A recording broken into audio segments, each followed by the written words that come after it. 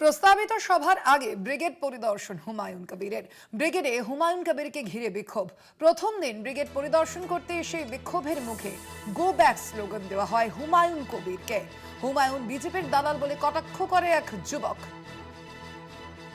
ব্রিগেডে হুমায়ুন কবিরকে ঘিরে বিক্ষোভ। কি বলেছেন তিনি এ বিষয়ে শোনাবো আপনাদের।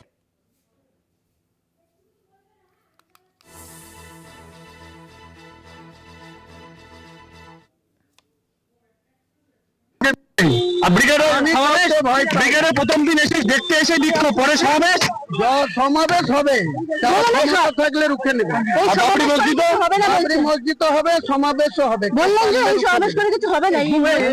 আরে কে কি বললো ওসব কথার কোনো গুরুত্ব আছে আমার কাছে? পাগল হুমায়ুন কবির জানিয়ে দিলেন যে সমাবেশ এখানে মনে করছেন অ্যাকসেপ্ট করবে মানুষ আপনাকে এই ঘটনাগুলো? আরে কে কি বললো তার জবাব আমাকে দিতে বাধ্য নাকি? আমি তো এইসব ফালতু লোকের কোনো কথার জবাব দেবো।